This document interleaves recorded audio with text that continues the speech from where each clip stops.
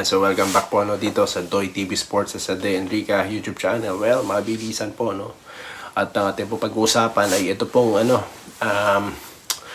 mga nagaganap po diyan sa PBA, yung mga memes po na lumalabas diyan sa Facebook, ang pag-usapan natin 'yan, Mahirap po kasi alam niyo magtiwala ngayon sa mga kung ano po lumalabas na mga balita, mga haka-haka patungkol po halimbawa diyan sa PBA, kung saan yan po ang ating topic, So, mabilisan lang po, I will invite everyone, guys. Kung nagustuhan nyo po ang content na to, baka po pwede nyo i-like and subscribe, para po mag-spread pa po tayo. Kung nagustuhan nyo po ang ating mga punto, ang ating mga pananalita dito. So, yun lamang po. Maraming salamat sa inyo lahat.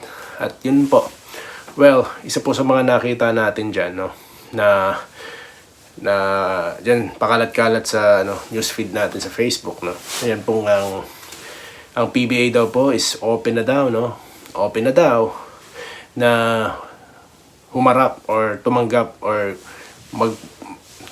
paano ko ilalagay ito sa sa changes, ayan. Mag-adapt ng changes. Kumbaga, open na daw po si Kume. Parang yun po ang lumalabas sa mga memes, Sa akin po, hindi ko naman kukumpirmahin yan dahil nga po yung sources, I need a thorough research or review, pero ang akin lang po, kukomentohan ko lang po yan, ang aking komento lang dyan, ang aking stand dyan, kung totoo man yan, kasi may clip din po tayo nakita, na nagsalita po si Kume, na parang talagang nakikinig siya, sa mga suggestions, na maaari pong makaganda, or makapagpabago dyan po sa ligang PBA, na parang positibo siya. Well, para sa akin, kung totoo man yung mga yan, maganda po yan. That's a welcoming signal, At maganda po yung turn of events, Dahil nga po kung ang leader dyan, or ang commissioner katulad ni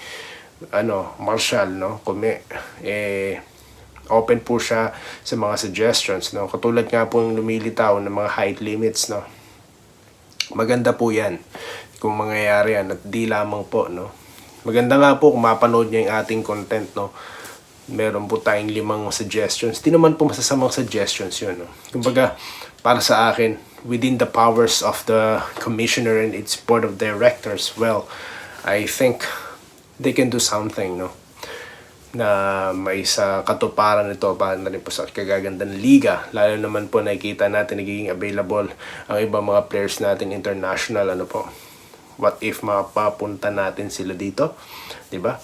Ma-entice natin sila to play in PBA at preferably sana sa independent team para po magkaroon naman po ng fan base, mga kupunan yan. Hindi ko naman po sinasabing wala silang fans, Hindi ko po sinasabi na ang buong Pilipinas ay fans ng San Miguel or ng Ginebra. Hindi ko po sinasabi at kabobohan pong isipin na walang fans ang mga team. Of course, may mga home base din po yan. May mga fan base din po ang bawat kupunan. Kaya po ine-emphasize ko to kung nagkakamali man po ako ng salita, na ibig ko sabihin, fans ng buong Pilipinas ay Ginebra na po.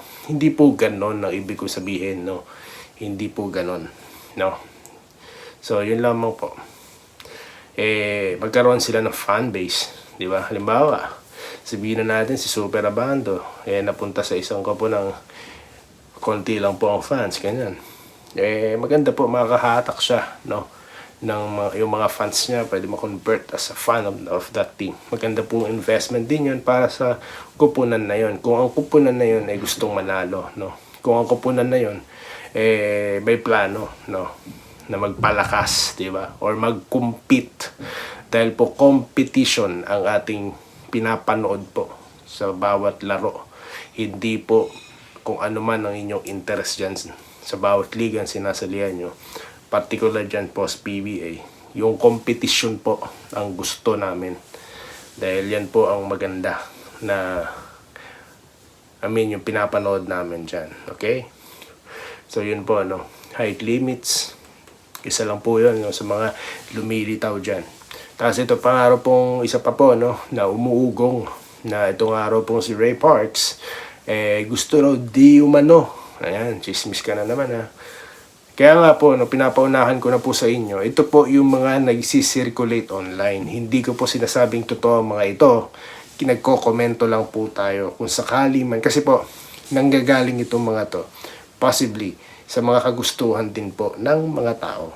Possible po, no? Kaya po, may mga naglilitawang ganyan, mga news clip, di ko masabing news clip mga mga clickbait yan. Mas maiging masabing clickbait para i-click yung article, i-click yung videos ganyan for the content, mga ganyan. So, nagko-komento lamang po tayo dyan, okay? I'm not confirming that those sites, those stories are true, no? Kokomento lamang po tayo rito. So, yun po, no? Nililinaw ko na po kagad. Baka sabihin na naman, fake news na naman tayo. Hindi po. Komento lang po muli. Inuulit-ulit ko po yan para po malinaw sa ating lahat. So yun po, yun nga, kung totoo man yan, alam ko po may rights pa ang tropang Giga niya. Kaya nabanggit po natin sa huling content na posibleng sa Giga mapunta yan. Dahil doon naman talaga siya galing, no? May kontrata lang atang hindi na pagkasunduan, ganyan. Siguro mas malaki, no, ang offer sa kabila at may kalayaan naman po ang bawat player na mamili. No, hindi po dapat sila nakatali, no, sa isang agreement kung saan sila po yung naglalaro, nananatili sa isang trabaho na hindi naman po nila gusto, di ba? So, may karapatan po diyan si Ray Parks na mamili. At kung naisip niyo pong babalik, well, it's a good thing po 'yon, no, para sa liga ulit natin, no. Not only for the tropang Giga, no, but for the league alone dahil mapapanood na natin siya kung sakali diyan po sa PBA. At ang sumunod naman po natin na papabalita, no, na wala pa raw pong kupunan nitong si Renz, no. Parang na-release na nga raw po siya. Totoo po ba yan? Pa-confirm na lang po, no, sa may comment yan section.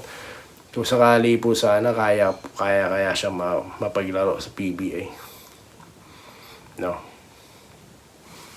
Tignan na lang po natin. Sumunod po, no. Ito pong si sino ba to? Sino ba itong napapabalitang sa drop pick daw, no? It's either Kobe Paras at ito pong si Balti. Ayan po, mga solid players po yan, At kung totoo man po yan mga yan, well, napakagandang impact po ng dalawa na yan. Tandaan po natin na si Balti ay Gilas player. Maganda po ang ito, kamay sa labas. Loob at labas po nag-ooperate itong player na ito. Maganda po sana mapunta siya sa PBA, no?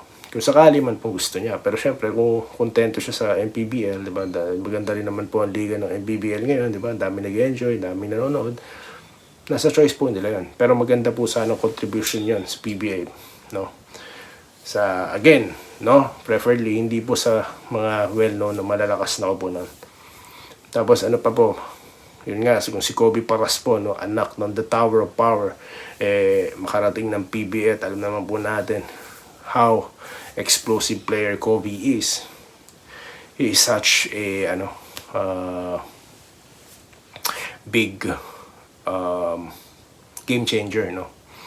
Maari po, no, diyan sa PBA. At tuloy na po, no, ina-advocate ko po talaga, no, kinakampanya ko po talaga na isa po sa mga maaprubahan ng PBA na makalaro po, no, not as an import, yung ating mga naturalized player. Kung pwede pong makapaglaro si Brownlee, si Poutman, no, as team in permanent basis, no, dyan po. Kasi nga po, Pinoy naman na sila. They representing us, so why they can't compete sa ating sariling liga, di ba? So yun lamang po ng ating napag-usapan, no, sa mga nagsisirculate na yan online. Nagkomento lang po tayo. Nagkomento lang po tayo sa mga yun. So yun lamang po, no, at sa susunod nating content, pag-usapan na po natin, no. For the content, ito pong Bakbakan San Miguel Beermen at ang Meralco, no, malapit na po yan. Sobrang lapit na, no. It's like tomorrow, dyan sa Pilipinas, Wednesday, di ba? June 5, yan. Mas alam ko pa po ang start ng PBA finals kesa po dito sa NBA. So yun lamang po, no? Maraming salamat sa inyong panonood at pagkita-kita tayo sa mga susunod na content kagaya nito, sports content, dito lamang sa Dory TV Sports at sa Day and Riga YouTube channel. Muli, maraming salamat sa inyong panonood. Salamat po sa panonood. Subscribe na para sa mga susunod na basketball at boxing videos.